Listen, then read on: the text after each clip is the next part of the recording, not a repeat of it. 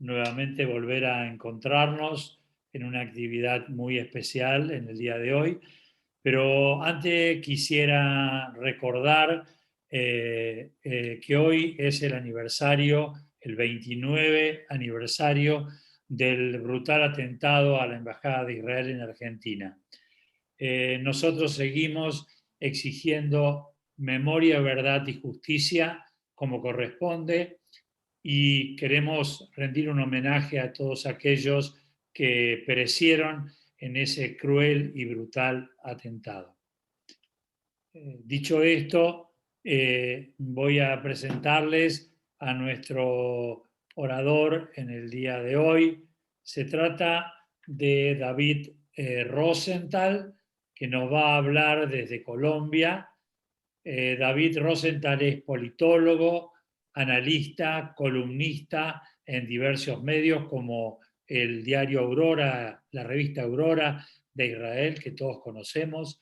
También se ha desempeñado como investigador y profesor y periodista y tiene un programa en Radio Sefarad sobre la herencia sefaradí en América, titulado Los pasos de Sefarad en el Nuevo Mundo. La charla de hoy va a ser Kabbalah de lo místico a lo racional.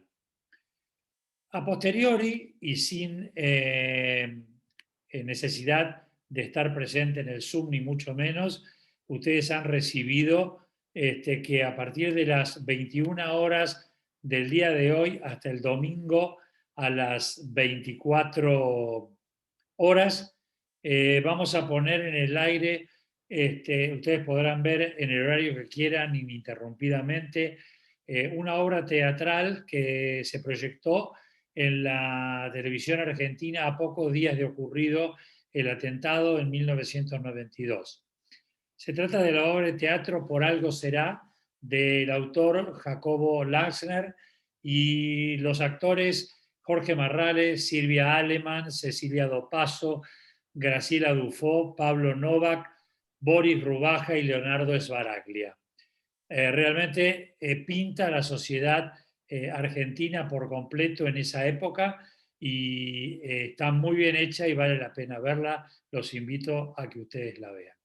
Y ahora sí, ya lo dejo con nuestro amigo David Rosenthal, sin antes agradecerle profundamente, en nombre de Amigos por Israel, su participación en nuestro espacio. David, todo tuyo. Ok, bueno, muchas gracias, Simón. Muchas gracias, amigos por Israel, por la invitación y a ti en especial que me contactaste para dar esta charla. Y bueno, queriendo también dedicar esta charla a la memoria de las víctimas de aquel atentado hace ya casi 30 años de la Embajada de Israel en Buenos Aires. Y bueno, hoy entonces nos convoca este tema de la Cábala, titulada De lo místico a lo racional. Pues ya veremos qué tan mística y qué tan racional puede ser la Cábala, que se le conoce como misticismo judío. Y bueno, voy a poner la presentación que tengo preparada para hoy. Sí, ok. Bien, bien. Cábala de lo místico a lo racional. Aquí empieza todo. Vamos a tratar primero el tema con algunas frases cabalísticas, luego una introducción, luego vamos a ver qué es la cábala racional y luego vamos al misticismo judío para poder concluir. Entonces, aquí vemos las Sefirot, Keter, Binah, Jochma, Geburah, Gesed, Tiferet, Hod, Nesach, Gesod y Malhut, que digamos son la estructura del tema que nos trae hoy, la estructura de ese árbol de la vida. Entonces, bien, ¿qué es lo místico y qué es lo racional? Entonces, lo místico es esa conexión espiritual que los individuos pueden desarrollar con lo extraterrenal.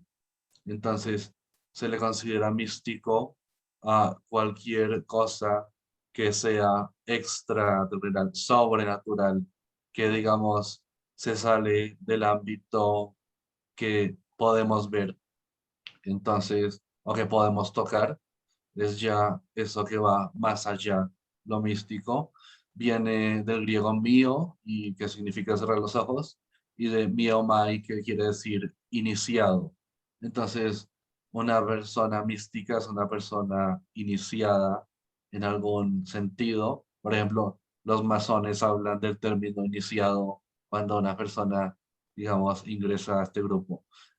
También una experiencia mística es mística cuando no se puede verificar por la razón o por los sentidos, ya que proviene de un autoconocimiento espiritual.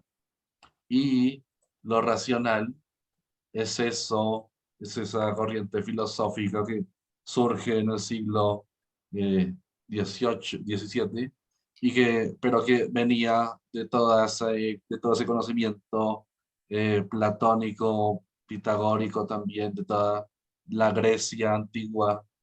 Entonces, Grecia fue lo que luego se recoge en este siglo, y luego con el Renacimiento y la Ilustración vemos que la base es que toda fuente del conocimiento es la razón humana.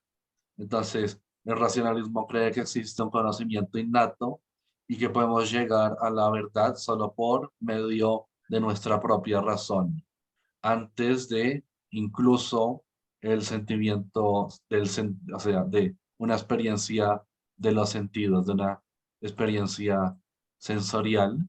Y tenemos una teoría epistemológica que, frente a ese empirismo, considera la razón como la fuente principal y única base del valor del conocimiento humano en general. Entonces, ¿qué tan diferente es lo místico de lo racional y en qué punto puede haber una convergencia? Vamos a ver cómo la cábala de alguna forma logra eso.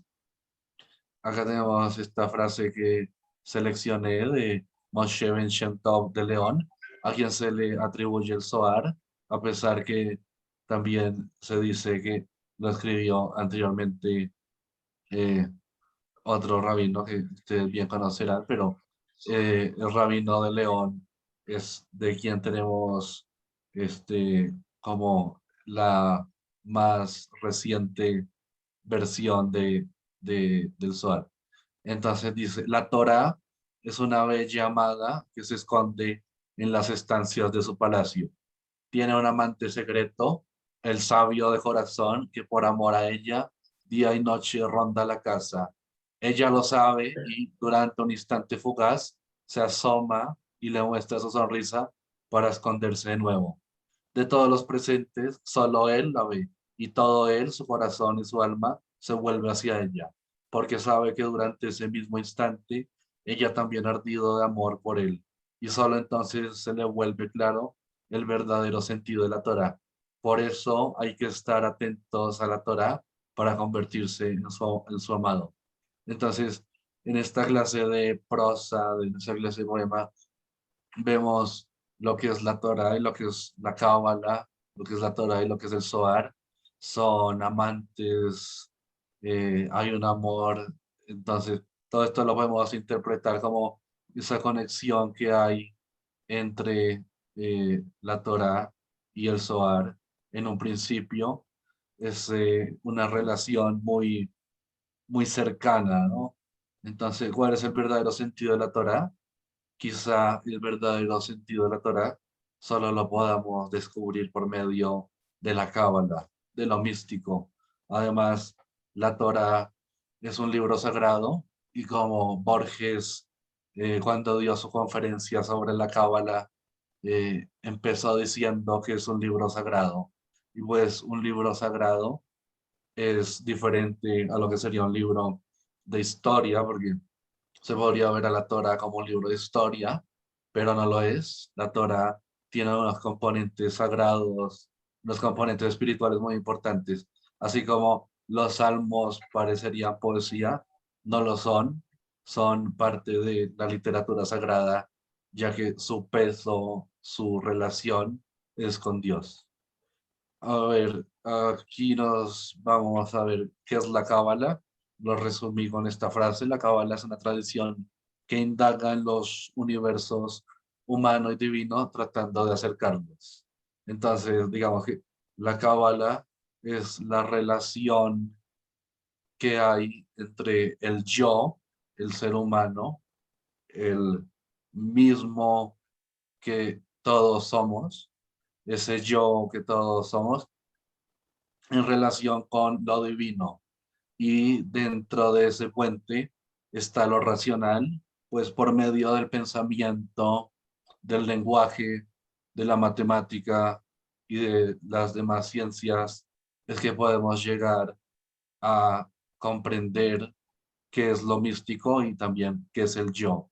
Entonces, en vez de que exista una separación entre lo racional y lo místico, debe haber es una compenetración, es una forma complementaria de entender la vida y de entender el universo y los demás universos.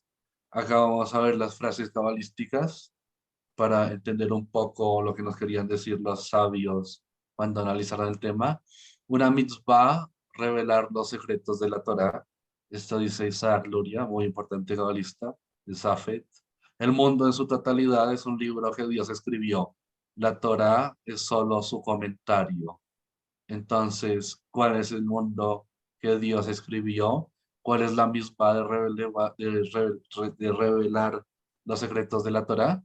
Pues es la Cábala, es esa pizca del misticismo. El rabino Jaime Vital nos comenta que comparada con la Torá del Mesías, la Torá revelada que estudiamos, que actualmente estudiamos, es Hebel, o sea, la nada. Entonces, lo que tenemos en este mundo es muy poco en comparación con la totalidad que existe en el mundo superior o en los mundos o dimensiones superiores. Ahora vamos a ver un poco de términos importantes para comprender, digamos, lo que es la Cábala, esa terminología propia. Ein Sof es infinito y estos se denominan el universo del Adam Kadmon. El Adam Kadmon es ese hombre primordial y el universo es Atzilut, el universo de la emanación, de donde viene todo, de donde viene toda la creación. Eh, Estos dos universos se encuentran dentro del mismo infinito y su diferencia es que en el primer universo del Adam Kadmon se encuentra toda la información unificada sin la posibilidad de distinguir las diferencias interiores. Pero en cambio, dentro de la Atzilut, la emanación, encontramos las 10 dimensiones que son las Sefirot, las que en un principio vimos, donde esa información que es abstracta y es única, ya se puede comprender dentro de 10 conjuntos transfinitos, es decir, que pasan por lo finito, que van más allá, que van hacia el infinito, hacia lo eterno. Estos dos universos se encuentran fuera de nuestro vacío, es decir, están más allá de lo que conocemos a partir de la autocontracción divina, el Simsum, pues Dios se contrae, Dios no está en este mundo, en este universo, porque si estuviera lo destruiría. Entonces, toda la fuerza, toda la energía, todo lo que no podemos comprender que es Dios, no está aquí y por eso pasan cosas que nos harían creer que Dios no está, pues la chispa de divinidad está dentro de cada uno y dentro de cada cosa, pero la totalidad de lo que es Dios no está. Entonces, esa contracción, Dios se autocontrae y entonces digamos que estamos en un universo donde en cierta manera no está la divinidad en su totalidad. Y entonces aparecen esos tres universos inferiores que podemos percibir que se encuentran en esa secuencia espacio-temporal. Recordemos que hablando de física, espacio-tiempo es lo que podemos comprender, ese lugar y ese tiempo en el que estamos, que como dijo bien Einstein en su teoría de la relatividad. En algún lugar será de una forma y en otro lugar será de otra. Entonces, vemos cómo la cábala toca tantos temas que pasan de lo místico a lo racional, como el tema matemático, físico, geométrico incluso, y demás. El primer universo producto de la primera contracción se le denomina Bria, es el universo de la creación, y es allí donde se dice que nacieron las almas. Entonces, hay ese universo Bria donde en un principio nacieron todas las almas, como lo consideran distintas facciones del judaísmo, pueda ser ortodoxo o místico, y es que, y bueno, desde el punto de vista cabalístico, desde el universo Bria se da la creación divina a todas esas almas. También vemos como fragmentos energéticos del Ein Sof. Ein Sof es algo que no podemos entender. El Ein Sof es la totalidad, la eternidad, la máxima sapienza. Es decir, Ein Sof es todo eso que, por ejemplo, en el libro de Job vemos cuando Dios le habla a Job y le dice que sí puede comprender a una ballena o a un tiburón o puede ser un cocodrilo, como ese animal fue creado, incluso como un caballo fue creado, no hay comprensión de eso. Entonces, el Ein Sof es un todo incomprensible, que es esa divinidad propia de Dios. Asimismo, cada alma tiene una estructura que está exactamente, está, digámoslo, igualada al universo de Atzilut, donde ya encontraban diseñadas esas 10 sefirot. Así que todo lo que se manifestará dentro de esta realidad está compuesto por esas 10 dimensiones, dimensiones abstractas que ya iremos viendo por medio de lo que son las sefirot. Cada alma, Neshama, tendrá dentro de sí misma la estructura de estas 10 dimensiones, que son las Sefirot, luego de que se ha creado el espacio y el tiempo dentro de Briah, dentro de un vacío, y bueno, entonces comienzan a descender las energías más sutiles. El universo de Yetzirah, o de la formación, en este universo, digamos, se le puede llamar material, se le da forma ya a lo que en un principio era energía. Entonces acá hablamos de lo que en física se podría hablar como materia y energía. Y en este universo es donde encontramos la aparición de la psique, es decir, de saber quién soy yo y de que estoy en un universo, digamos, una parte cosmogónica del intelecto personal de cada ser. Y estas 10 dimensiones, Sefirot, son las que vamos a llamar psicológicas desde un punto de vista psíquico y psicológico que nos llevaría a entenderlo de una forma más racional, aunque recordemos que la psicología nace como algo dentro del misticismo, así que así como la psicología pasa a ser algo científico, racional, pueda que en algún momento la cábala se reconozca como lo que debería ser, que no es solo una cuestión mística, sino una cuestión científica incluso. El último universo se denomina como Asia, que es el de la acción, y en este universo es donde hay esa más pura materialidad y donde encontramos las necesidades biológicas, las necesidades animales, digamos, esa parte animal de cada ser, esa parte más material, biológica, anatómica, que bien los médicos entenderán y demás estudiadores del hombre, del antropos, etcétera. Ahora bien, otras frases como el hombre fue creado para ser feliz. Esto tiene bastante relación con la filosofía griega. Es Moshe Haim Luzzatto, un importante cabalista italiano. El hombre está constituido por todas las entidades espirituales, conteniendo todos los atributos. Fue creado con una gran sabiduría, pues comprende todos los secretos de la Merkabah. Esa Merkabah que es esa carroza divina ese mecanismo que nos puede llevar al entendimiento, que nos puede conectar con nuestro yo superior, por decirlo. Hay una Torah entera en una letra adicional que ahora falta. Sefer HaTemuná del siglo XIV. Toda la creación es una severa limitación.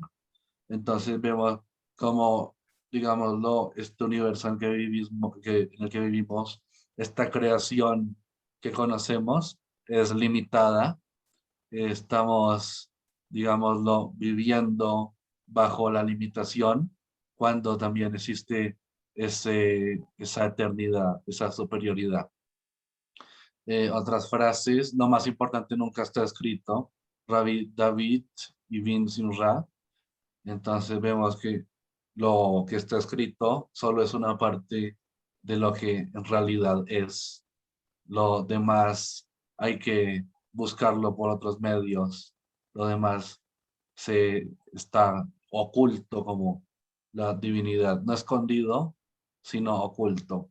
Cuando comencé a estudiar ética me enojé con todo el mundo, pero no conmigo. Posteriormente me enojé también conmigo y finalmente solo me enojé conmigo.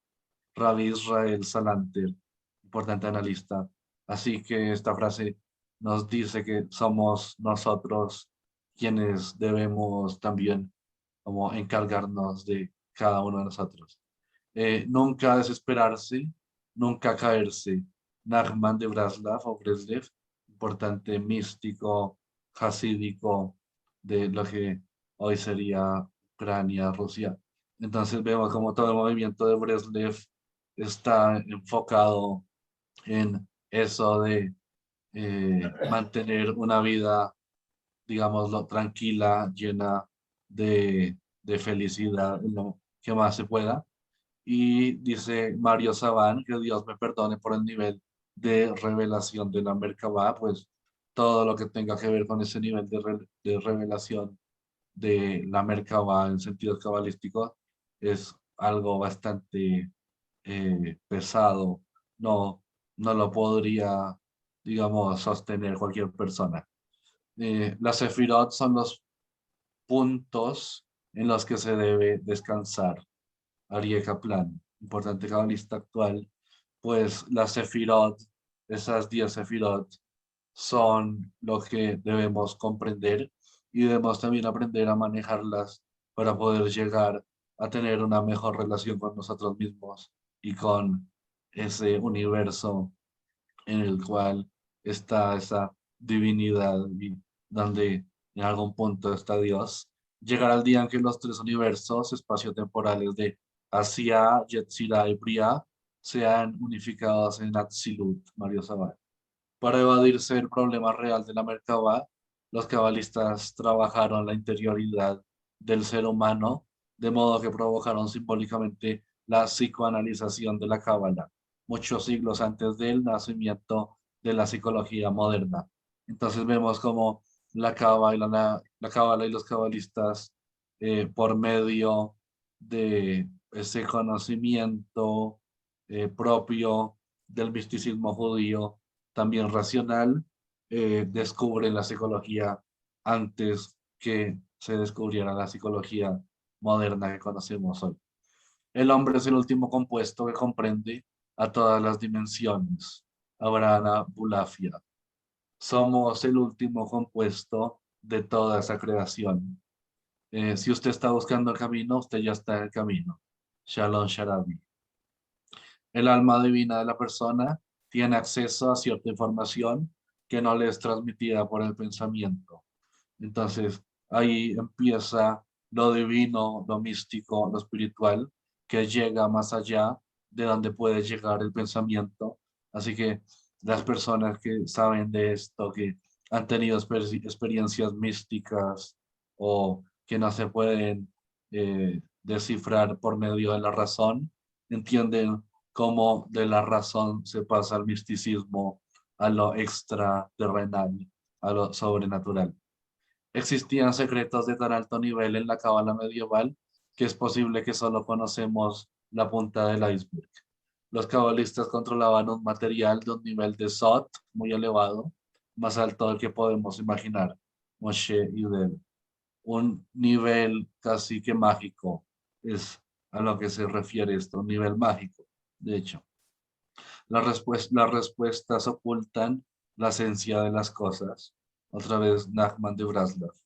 Así que dentro de las respuestas están también las preguntas y dentro de las respuestas está esa esencia de lo que nos preguntamos.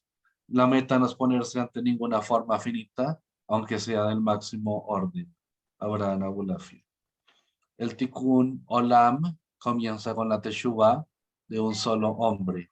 Así que esa rectificación del universo comienza cuando un hombre, digámoslo, se regresa al camino de donde todos venimos, pues todos venimos de el universo de Bria, todos venimos, todos tenemos nuestra chispa de divinidad.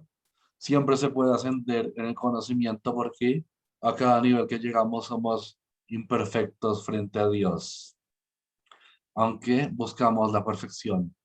Y ya entrando a terrenos más racionales, digámoslo, aunque no sé qué tan racional sea Jung, habría que tomar una zambullida profunda en la historia de la mente judía.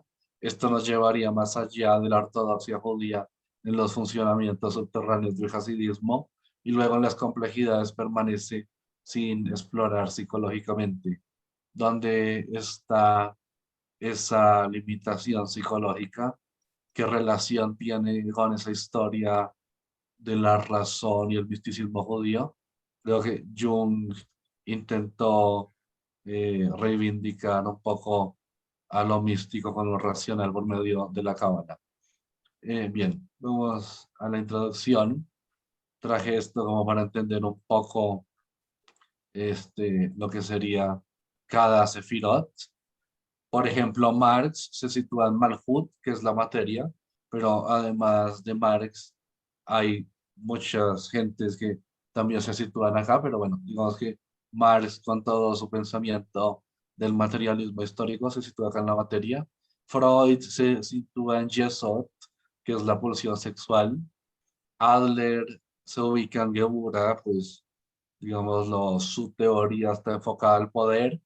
Moshe o tanta gente del pueblo judío, incluido, en realidad estaba en principio Jesús, pero bueno, traigo a Moshe también, principalmente, aunque creo que eh, cualquier persona que se sitúe, digamos, en la misericordia estaría en Gesed, también, por ejemplo, Rabbi Akiva, eh, Jung en Jochma, que es la raíz de los arquetipos, Aristóteles y sus seguidores, y dentro de ese campo del pensamiento judío de Maimónides, se sitúan en la Bina, que es el entendimiento. Los artistas, los músicos, los pintores, etcétera, se sitúan dentro de la dimensión de Netzach, y en la Bina y en la Jogma cosmogónica se pueden situar allí ya las partes más científicas y racionales, como los físicos y los matemáticos. Entonces, digamos lo que nos trae aquí la Cábala, una forma de comprender que todo es un complemento, que no solo una cosa tiene un tono, sino puede tener varios. Entonces, si estudiamos toda la creación humana, tanto la material como la conceptual, podríamos ir situando a cada pensador y a cada creador en alguna de las dimensiones de el árbol de la vida. El árbol de la vida, es decir, todas las 10 dimensiones, todas las 10 sefirot.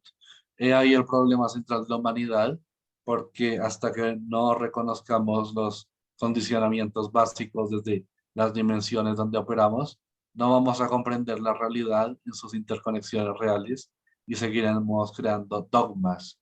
Cuando alguien crea un dogma, incluido pueden ser religiones o individuos, están rompiendo esas interconexiones reales, ese condicionamiento básico que existe en cada dimensión, en cada sefirot.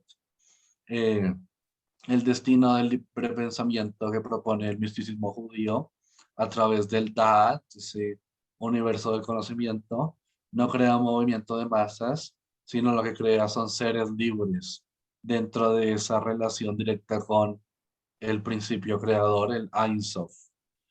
Cuando el ser humano profundiza sobre su relación personal con el Ein Sof, logra la mayor libertad posible y extrae todo su potencial interior. Entonces, cuando un hombre trasciende y logra comprender lo que es el Ein Sof, bueno, no comprenderlo porque no se puede comprender, pero digamos, saber qué es y entender un poco esto, logra la libertad de la cual somos esclavos y además puedes traer ese potencial interior. Quien avanza realmente hacia el Ein Sof, aumentando sus niveles de conciencia, necesariamente destruye toda posición fija y no puede sostener ningún dogma cerrado, autorreferencial dentro de este mundo de la fragmentación, dentro de este mundo dividido.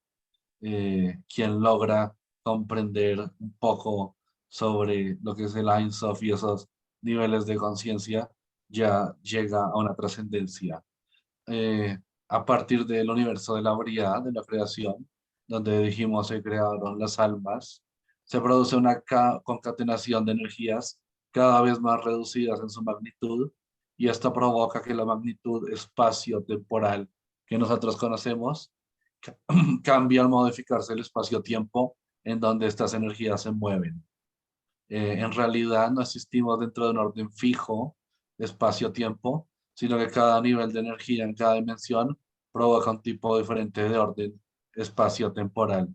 Entonces, digamos que no existimos dentro de un espacio temporal específico, más bien es la energía que pasa de dimensión en dimensión y allí se organiza en ese espacio temporal como en el que estamos ahora. Intelectualmente es posible existir en el orden de la eternidad, fuera del marco espacio-tiempo, y al mismo tiempo en el orden de la materia existir en diferentes niveles de espacio-tiempo. O sea, cuando pensamos y tenemos algún nivel intelectual, podemos sobrepasar lo que es el espacio-tiempo. El creador, el ser infinito, constituye la más absoluta unidad y el concepto de número no se le aplica en modo alguno. Es decir, la divinidad es número cero, se podría decir. Entonces, cuando se habla del ser infinito, el Sefer Yetzirah se pregunta, antes del uno, ¿qué has de contar? Entonces vemos que el concepto de número solo viene al ser con la creación de la Sefirot. El concepto de número es ese lenguaje que el hombre tiene con Dios, es ese puente, lo que sería el concepto de número, pero la divinidad en sí no tiene, digámoslo, un valor numérico porque esto es algo de la Sefirot y de ese entendimiento al que puede llegar el hombre. Entonces, de ese modo, todo suceso y acción es medido y sopesado con la Sefirot y con ella se concibe y calcula esa respuesta apropiada.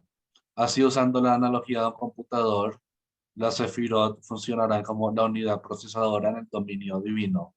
Entonces, así como estamos utilizando un computador o un celular o una tableta para comunicarnos, las Sefirot son lo que harán que el hombre, el yo, el ser, se comunique con esa parte divina.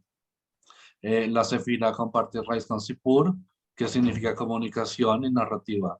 Entonces, digamos que es toda una red comunicativa, es toda una era de comunicación, lo que se viene abriendo con el paso del tiempo, y por eso es que ya, digámoslo, es muy fácil acceder a cierta información a la que antes era muy difícil acceder, ni hablar de la Edad Media, cuando la información más básica era, digámoslo, de muy difícil acceso. Hoy en día el universo de la comunicación empieza, y bueno, ya ha empezado a tener ese digamos, esa capacidad de que podamos comunicarnos y podamos indagar y llegar a ciertas cosas que antes no se podían. Ahora bien, Cábala que es recibir. Entonces, las sefirot son los medios con los que Dios se comunica con su creación.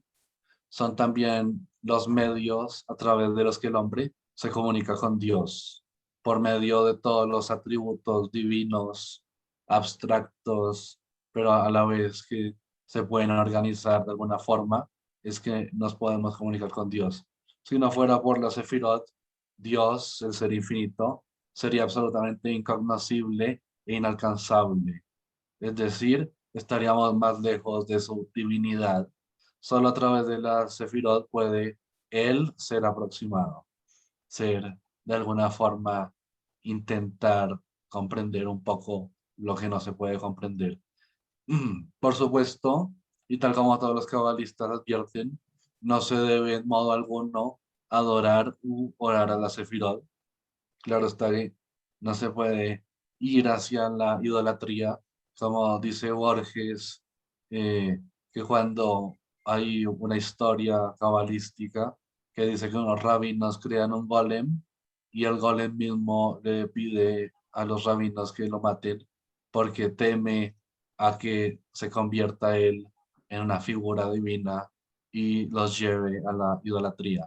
Se puede, sin embargo, usar las seis como un canal. Bien, bien. Ahora vamos a ver esto. Como toda la creación está conectada con la divinidad mediante las emanaciones o sefirot, nuestra vida está gobernada hasta en el mínimo detalle por las leyes superiores del universo. Y la Cábala nos proporciona esas herramientas necesarias para vivir en armonía con estas leyes, porque si bien, ¿quién es el dueño del universo? Seguramente Dios. Entonces, digamos que ningún hombre es dueño del universo. Así que hay unas leyes que a la final deben ser cumplidas y son las sefirot el camino para poder comprender y poder cumplir y estar en armonía con esas leyes. Y hay tres formas, digamos, de llegar al conocimiento de la cábala. Uno es la gematría, que extrae la esencia del texto mediante el valor numérico de cada letra. Como bien lo sabemos, cada letra hebrea es una letra sagrada. El Aleph Bet, el alfabeto, es sagrado y su creación es divina. Así que cada letra tiene un valor numérico y nos representa algo. Entonces, una vez hallada el valor del conjunto analizado, se pone en relación con cualquier otro fragmento o palabra de la Torá que presente un valor idéntico con lo que no se pueden intercambiar sus significados. El notaricón consiste en la formación de palabras con sus correspondientes sentido por medio de acrósticos, es decir, tomando la primera letra de cada palabra de una oración. Y la temurá obtiene nuevos sentidos alterando el orden de las letras, sustituyendo unas letras por otras de acuerdo a unas determinadas reglas, o bien separando las palabras sin tener en cuenta la gramática. Acá vemos que la palabra sefirá significa literalmente cuenta, se distingue así de mispar, que significa número. Aunque se dice que las sefirot representan los 10 dígitos básicos, de hecho no son números. Más bien son esas fuentes en las que los números se originan. El Sefer Yetzirah no da sus nombres, pero estos son bien conocidos en la Cábala clásica. Y los nombres de las 10 sefirot derivan todas de la escritura. Al enumerar las capacidades de Betzalel, Dios dice, le he llenado con el Espíritu de Dios, con sabiduría, con entendimiento y con conocimiento. Como el Sefer Yetzirah establece posteriormente, el Espíritu de Dios se refiere a esa corona, a ese Keter que está en la primera de las sefirot. Bien, ahora vamos a la cábala racional. Aquí vemos como autores como Moshe y Del advierten que la relación entre la psicología y la cábala aún no ha sido estudiada en profundidad. Dice que no, pero no hay razón para prohibirse un uso prudente de otras ramas. Eh, de las ciencias humanas, por ejemplo, la psicología. Entonces, no debería haber una limitante entre el estudio eh, de la razón y el estudio de las ciencias, pero a la vez en relación con la cábala. Y este campo ha proporcionado una gran variedad de teorías respecto de la psique humana y sus procedimientos. Como algunos cabalistas se refieren abierta o alusivamente a experiencias espirituales, no podemos descuidar la contribución de una u otra teoría psicológica para escribir ciertos fenómenos cabalísticos, pues la psicología y otras ramas de las ciencias humanas nos llevan a lugares donde se pueden encontrar conceptos cabalísticos. Por ejemplo, en la literatura se le puede analizar a la obra de Kafka con algunas alusiones místicas propias de la cábala. Scholem evitó utilizar conceptos o teorías psicológicas, es cierto, pero por otra parte, las citas de la literatura cabalística y su análisis por parte de uno de los grandes contemporáneos de Scholem, que es Carl Gustav Jung, son problemáticos. Pues Jung alimentaba un gran interés por la cábala, incluso tuvo unos sueños cabalísticos, y de eso podemos ver el libro de Jung sobre sus sueños cabalísticos, y a la vez que dan interpretación a sueños y cuestiones psicológicas. La mística judía aplicada a la psicología entiende, siguiendo la posición junguiana, que existen muchas dimensiones en el ser humano, porque en realidad dentro del cosmos participan diversas fuerzas objetivas que se interrelacionan y nuestro ser subjetivo infinito es un pequeño cosmos. Cada cual es un pequeño universo. Eso está claro. Cada dimensión dentro del árbol de la vida posee una magnitud diferente, entonces las energías se mueven a un tipo de velocidad diferente que refleja una concepción diferente del tiempo. Es decir, el tiempo es relativo, como Einstein bien llega a esa conclusión por medio de teoría científica, pues las energías se mueven de una forma diferente y eso tiene una concepción diferente del tiempo. Entonces hay un relativismo dentro de lo místico y lo racional. En definitiva, podemos bajar en las dimensiones inferiores a un tiempo más acelerado y podemos subir a un tiempo más extenso hasta alcanzar esa eternidad. La física de Einstein ya ha demostrado que es posible la eternidad y dentro del tetragrama, que es todo el Pentateuco, en la Torah está el nombre de Dios. El misticismo judío ya tiene conciencia de la eternidad en el grado del universo de la emanación. Conciencia, dimensión. Entonces llegará un día en que un tipo de conciencia podrá materialmente elevarse desde esa eternidad al orden espacio-temporal de acuerdo a su necesidad. Este es el verdadero secreto de la Merkabah, del camino hacia esa eternidad. La Merkabah es ese vehículo por el cual el ser humano puede existir intelectualmente dentro del nivel de la eternidad, a pesar de que su ser corporal, Nefesh Ruach, no puede desatarse de los lazos que lo condicionan al espacio-tiempo. Sin embargo, en el nivel intelectual Neshama se puede percibir intelectualmente la eternidad del universo de la emanación. Entonces, todo lo que hacemos cuando nos elevamos al mundo superior es tener conciencia de esa eternidad y entonces sentimos realmente nuestra interioridad, que ese espacio-tiempo no es un obstáculo, sino que ese espacio-tiempo es un nivel que hemos alcanzado de conciencia que será superado. Ese espacio y tiempo, este mundo en el que vivimos, esta situación en la que nos podemos encontrar o este lugar en el que nos encontramos, llega un momento en el que vamos a saber que será superado. Es un sucedáneo y a la vez una nimiedad. La guerra y la destrucción material se producen por la falta de conciencia superior en la eternidad. O sea, ya que este mundo tiene a la divinidad lejana y solo queda, digamos, una chispa, eh, se puede llegar a la guerra y a la destrucción por no comprender esa eternidad que la misma divinidad posee. Por ese motivo, toda creencia o ideología que lleven a la guerra va en contra de la eternidad y de la divinidad. Todos los intereses del mundo inferior nos llevan a la destrucción y a la mentira. Entonces, solamente cuando desplazamos nuestra mente hacia el mundo superior y nos desatamos en los nudos de la materia, como dice Abraham Abulafia, es entonces cuando logramos percibir esa eternidad real, cuando ya no hay ni destrucción ni mentira.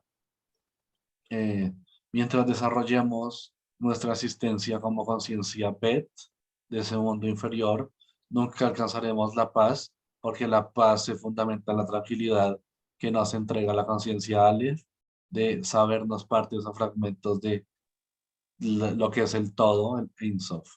La conciencia subjetiva logrará elevarse al mundo superior porque no existe verdad real en el campo inferior dentro de ese orden espacio-temporal. No hay verdad real en lo que conocemos. Es una ilusión. La única verdad real se encuentra en ese infinito Ein Sof y pertenece al orden de la eternidad. En el mundo inferior o mundo de la Bet, la única verdad real es la paz, que nos permitirá acceder a las comprensiones de los niveles superiores. Uno de los más importantes temas del misticismo judío es la explicación del funcionamiento del ser humano y el sentido cosmogónico del mismo, ese sentido del yo y de un alter ego incluso. El judaísmo a lo largo de la historia ha intentado comprender la realidad divina de todo lo creado y ese luego se puede ver en el Masé Bereshit y profundizó sobre el misterio de la psique del ser humano. En ese sentido, podríamos decir que una parte de los grandes cabalistas judíos advirtieron de la importancia de comprender al ser humano y de comprender un sentido de esa existencia, no solamente dentro de un plano individual, sino dentro del plano general de la creación.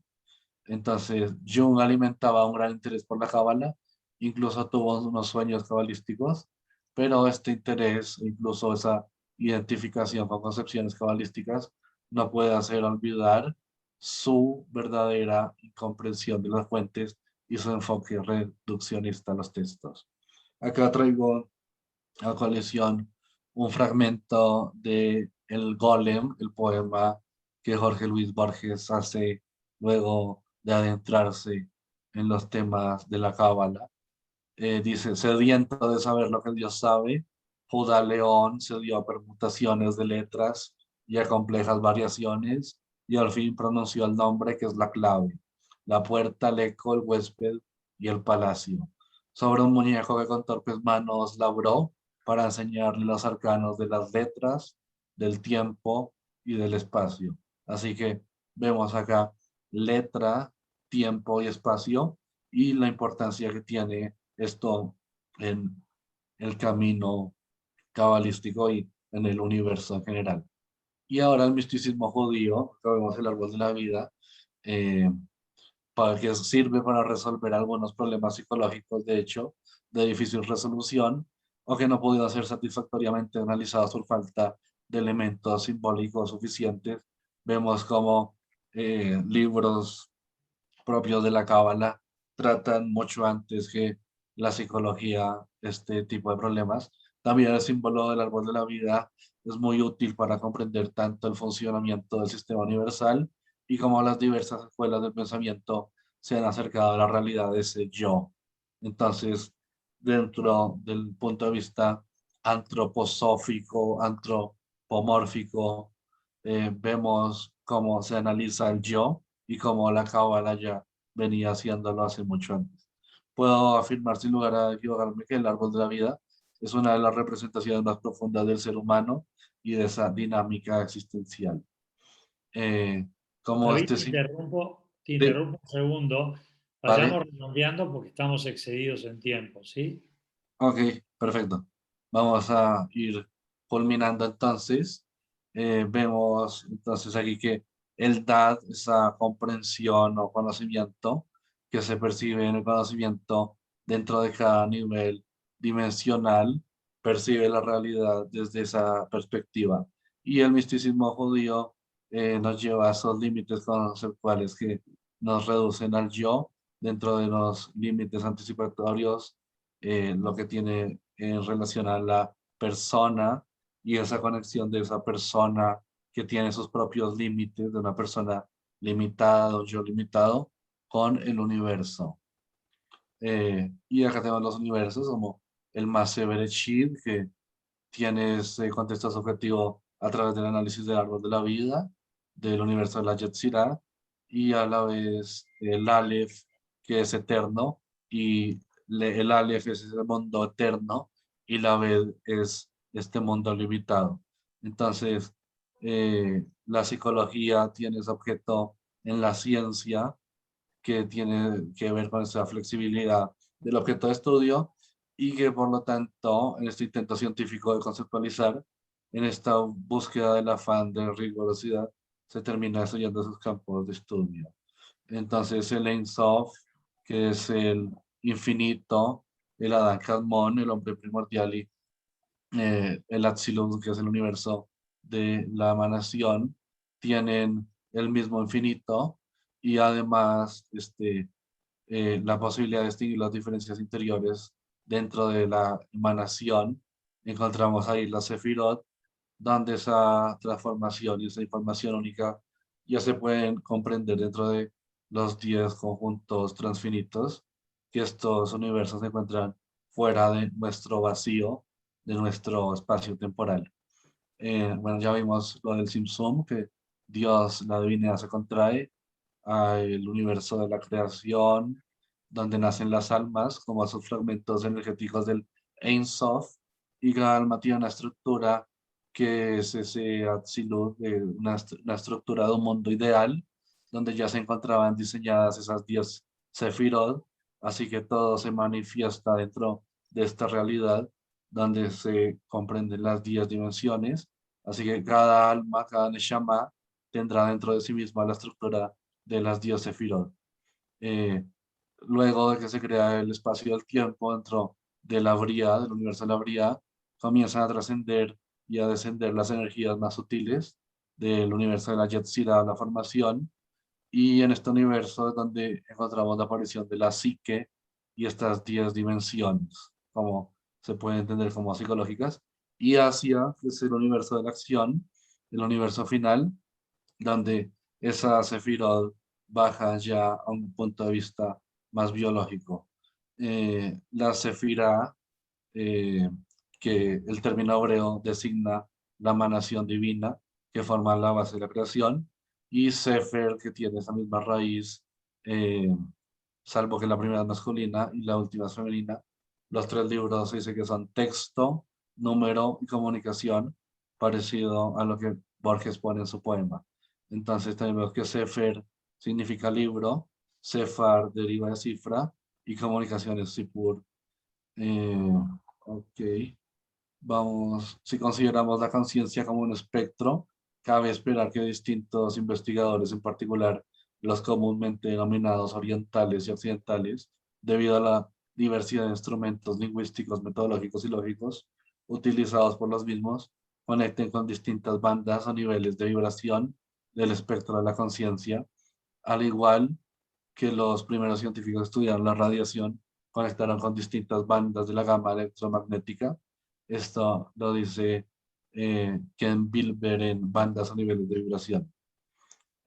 Finalmente, el yo que puede percibirse vinculado al entorno y ser parte de la realidad, su conciencia se transforma a un nivel de conciencia superior para comprender ese mismo estado del yo en un aspecto trascendental. Entonces, si el yo se separa de la realidad, provoca un nivel de comprensión inferior entre el yo mental, Binah, y el yo interior, Tiferet.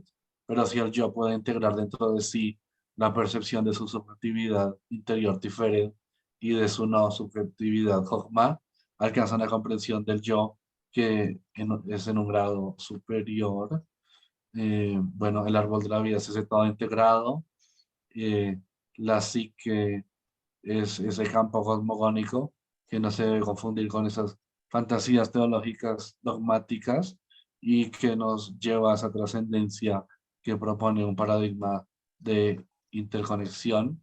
Y ya para terminar, el judaísmo ha elaborado durante los siglos ese sistema abierto que permite encontrar el sentido de la vida a cada ser humano y lograr el objetivo de comprender la felicidad a pesar de la existencia del mal, pues la existencia del mal digámoslo, es necesaria para poder también entender y vivir en la existencia del bien. Y también porque en este mundo, como desde un principio lo dije, la divinidad está en un nivel muy alto, así que el mal se puede vivir día a día, y entonces esta es la potencia psicológica de la Cábala. Y el árbol de la vida se compone de esas 10 dimensiones que a la final nos llevan al dominio de esa realidad diferente. Así que bueno, eso es todo. Preguntas y muchas gracias. Bueno, David, si quieres dejar de compartir pantalla, así Sí, vemos más ah, grande. listo. Y quisiera hacerte algunas preguntas. Con respecto a la Torá, la tradición dice que fue dictada por Dios a Moshe, pero hay unos cuantos investigadores que dicen de que entre los 5 libros de la Torá hay diferencias de estilo. Y se sospecha de que fue escrita por varios autores en distintos momentos. ¿Qué opinas sobre esto?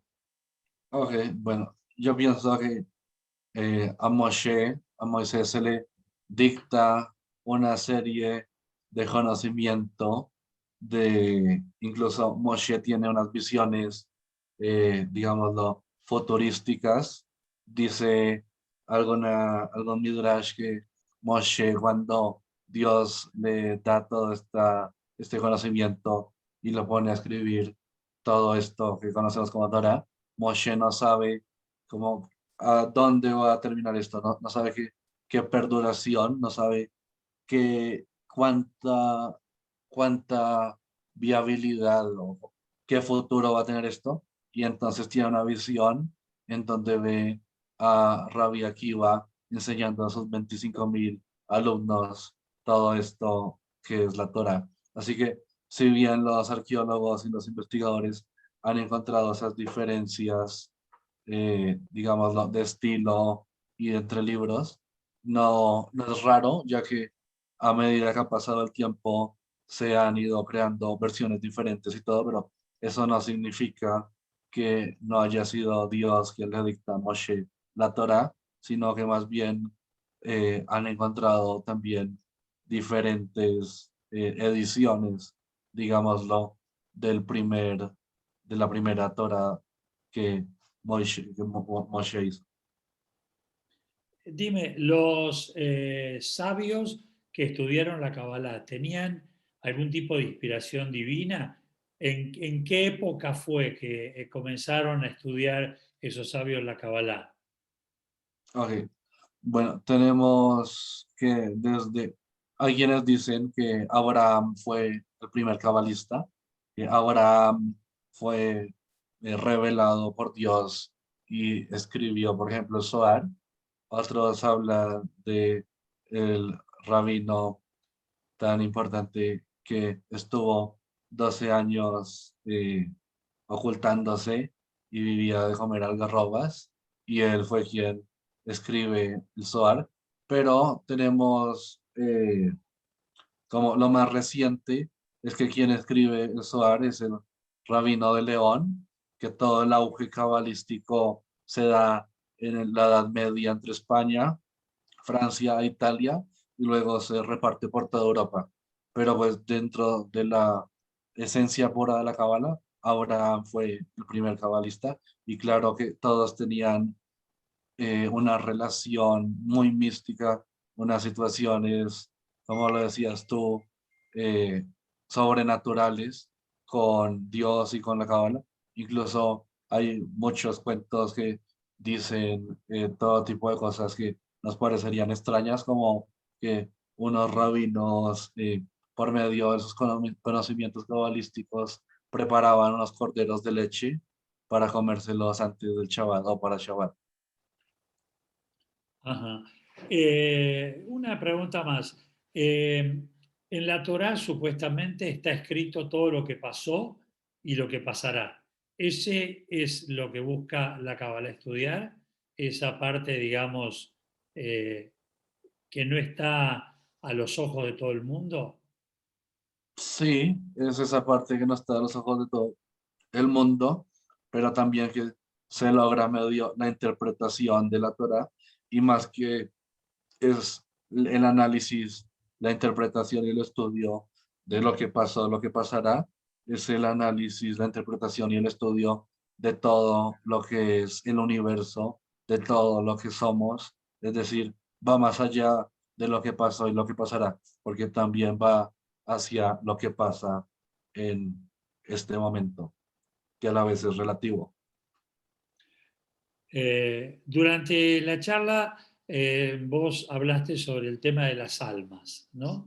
Sí, Que Dios cuando creó el mundo creó 600.000 almas y que son las mismas almas las que, digamos, en este momento existen.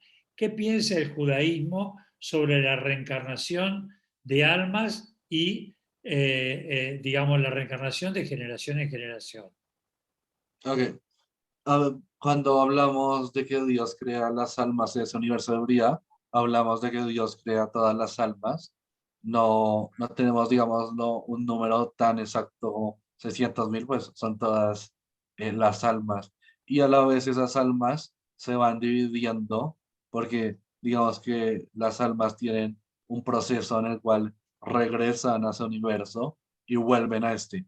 Entonces, con respecto a la reencarnación, eh, digamos que hay una división dentro del judaísmo, hay una división, pues hay quienes creen, hay corrientes que creen que existe la reencarnación, es decir, corrientes más místicas y cabalísticas, y otras corrientes que no creen en la reencarnación. Sin embargo, lo más sensato a la hora de hablar de reencarnación es el proceso por el cual se da esa reencarnación, y es ese tikkun, este perfeccionamiento.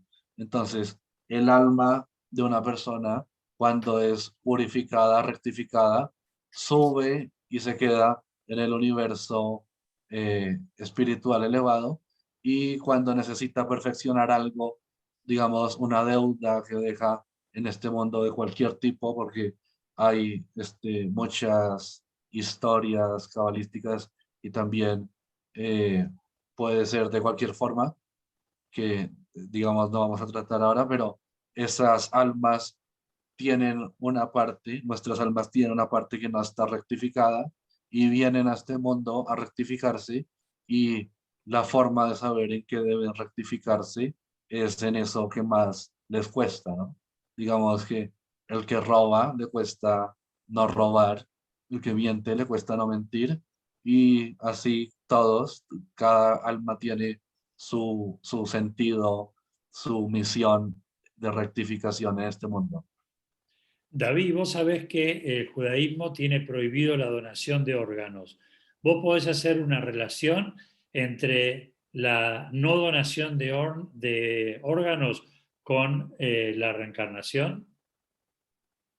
Sí, hay una relación, quizá por eso es que principalmente está esa prohibición, y es que se habla no solo de la reencarnación, bueno, se habla de la reencarnación material, además del proceso que ya hablamos, que sería una reencarnación espiritual, pues digamos que cada alma llega a cuerpos diferentes, pero en este caso en específico es enfocada a la reencarnación material, en la cual a ese final de los tiempos cada persona va a reencarnar en su cuerpo material. Pero esto también es una cuestión interpretativa, digámoslo, también hay diferencias entre algunas corrientes del judaísmo. Y decime, ¿qué pistas nos da la Torá sobre el Olam Abba, sobre el mundo después de la muerte? ¿Qué es lo que nos dice exactamente? Bueno, yo creo que ahí sí, de, no, ni siquiera depende del judaísmo, sino de cualquier doctrina espiritual, religiosa, mística. Quien cree en Dios, quien cree en toda la parte divina, en toda la parte espiritual, eh, no necesariamente religiosa, ya tiene una eternidad, ¿no? Entonces, para muchas religiones, la eternidad es creer en su doctrina religiosa, así que morir no sería morir. Y dentro del punto de vista cabalístico y judaico, vemos que si existe la reencarnación, también existe la divinidad, la eternidad de las almas. Entonces creo que es todo un tema bastante complejo, pero en resumen es que quien conoce a Dios, quien entiende a Dios, a pesar de lo incomprensible que sea, no muere. Esa energía, esa alma de la bría no muere, simplemente trasciende o se transforma. Y una pregunta más, ¿qué podrías decirnos sobre el tetragrama y los distintos nombres de Dios que dice la Cábala?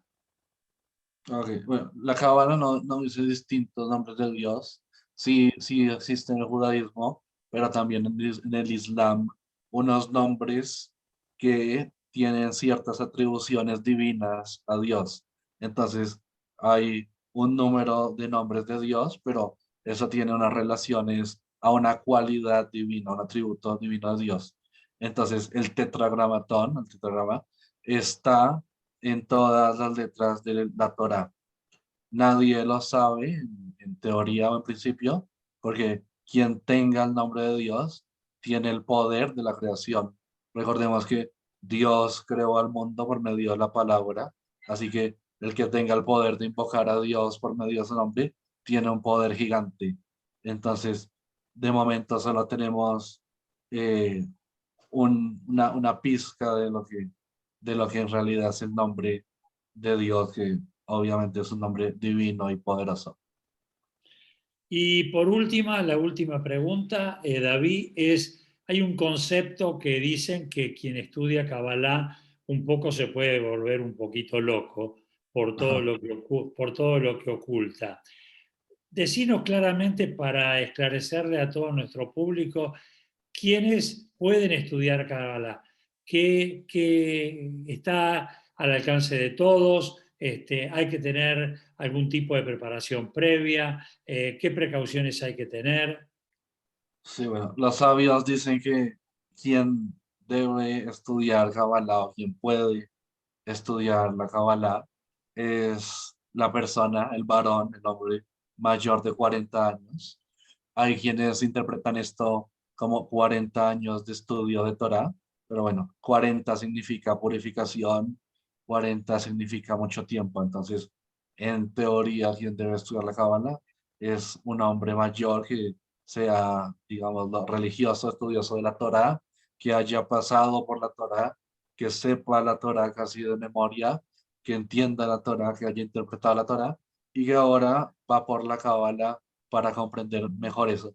Sin embargo, hay libros de libros, hay formas de formas, entonces, como estudiar un poco de Cábala junto con el estudio de la Torah, me parece que se podría, pero ya estudiar a fondo la Cábala para ser un cabalista e incluso un mago, como se le reconoce a los cabalistas de antaño, ya es una cuestión que puede volver loco a quien lo haga, claro está, porque si lo hace sin maestro, porque todos los cabalistas tuvieron un maestro, entonces quien lo haga, digamos, de una forma autodidacta, podría caer en cometer errores y no comprender bien las cosas y a la final confundirse, volverse loco, tener experiencias incluso sobrenaturales que puedan afectar, digámoslo, su yo, su psique, su ser interior, su cosmos. Bueno, querido David, en nombre de Amigos por Israel, te agradezco la charla que nos diste, es interesante, charla con conceptos muy claros. Tengo nada más que agradecerte por estar con nosotros y darnos esta conferencia. Y quiero invitar para el próximo miércoles a las 19 horas, tenemos una interesantísima entrevista con Yuval Noah Harari, un historiador y un intelectual israelí de alto nombre que presentará su libro de Homo Sapiens, una historia ilustrada, una charla muy interesante, realmente es una charla que ya hemos grabado por las diferencias horarias que tenemos y vierte conceptos sobre el COVID y sobre lo que vendrá también. Están todos invitados. Nuevamente, si quieres dar un cierre, David. No, bueno, muchas gracias a ti, Simón, por la invitación, amigos por Israel, y a todos nuestros bueno, participantes de hoy que espero que hayan aprendido algo nuevo y continúen estudiando un poco si les interesa el tema. Y bueno, cualquier cosa, si me quieren contactar luego, con mucho gusto para mí. Gracias. Bueno, muchísimas gracias. Les recuerdo a todos que a partir de las 9 de la noche podrán ver la obra de teatro Por algo será. No la pierdan porque es muy, muy interesante y está muy bien hecha. Así que buen fin de semana para todos y nos vemos el próximo miércoles. Gracias a ustedes. Gracias.